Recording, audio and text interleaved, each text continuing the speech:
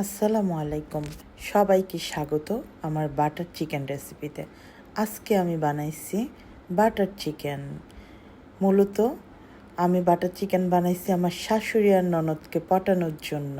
তো প্রথমেই আমি তান্দুরি মশলা, আদা রসুন বাটা ও বাটার মিল দিয়ে মুরগির মাংসগুলোকে মাখিয়ে নিয়েছি।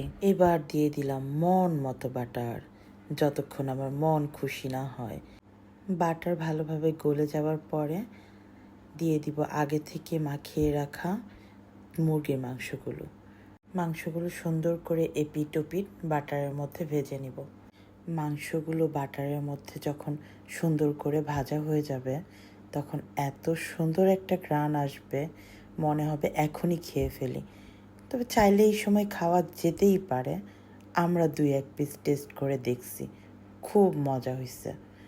মশলা আর বাটার একসাথে মিলেমিশে যে স্বাদ আর ঘ্রাণ বের হইছে বলার মতো না, অতুলনীয়। মাংসগুলো উঠিয়ে নেওয়ার পরে একই প্যানে আমি আরও কিছুটা বাটার দিয়ে দিব, আরও যেন বাটারই হয়।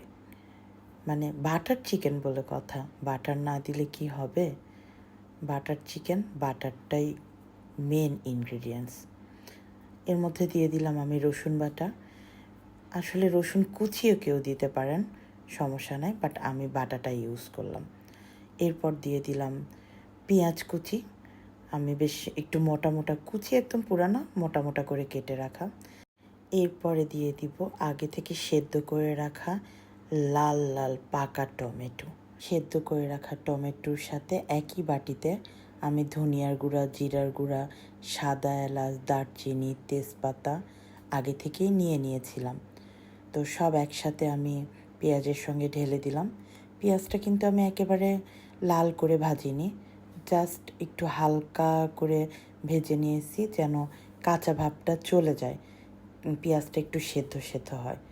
তারপর মশলাগুলো একসঙ্গে কষিয়ে নিয়েছি ভালো করে। এরপর আমি সুন্দর করে হ্যান্ড ব্লেন্ডার দিয়ে ব্লেন্ড করে নিচ্ছি। হ্যান্ড ব্লেন্ডার দিয়ে ব্লেন্ড করা হয়ে গেলে আমি ছাঁকনি দিয়ে ছেঁকে নিচ্ছি পেস্টটা। কারণ যদি আমি ছাঁকনি দিয়ে ছেঁকে নেই, যে এক্সট্রা দানাদার অংশগুলো থাকবে ওগুলো আমি ফেলে দিব। ওগুলো আমি চাই না, কারণ এটা বাটার চিকেন, আমি চাই স্মুথ বাটারি একটা টেক্সচার। কেউ চাইলে এখানে কালার ইউজ করতে পারেন, বাট আমি কালার দিতে চাইনি। তো এরপর সসটার আমি টেস্ট দেখে নিলাম, আমার একটু লবণ লাগতো, লবণ দিয়ে দিলাম। দেখলাম ভালোভাবে ফুটে আসছে। ভালোভাবে সসটা ফুটে আসার পর আমি মুরগির মাংস দিয়ে দিচ্ছি। মুরগির মাংস একটু নাড়াচাড়া করে আমি দিয়ে দিলাম ক্রিম, একদম হেভি হুইপিং ক্রিম। এখন ক্রিমটা ভালো করে মিশিয়ে নিব মাংসের সাথে, আর এর মধ্যেই হয়ে যাবে আমার বাটার চিকেন রেডি। এখন চাইলেই পরিবেশন করা যেতে পারে নান রুটি, রুমালি রুটি অথবা পোলাওয়ের সাথে। আমি কিন্তু পিটা ব্রেড করছিলাম কিছুটা নান রুটির মতো, বাট এটা নান না, চেষ্টা করছিলাম নানের একটা টেস্ট রাখার। যাই হোক, কষ্ট করে ভিডিওটা দেখার জন্য সবাইকে ধন্যবাদ। আজকের মতো এখানে, আল্লাহ হাফেজ।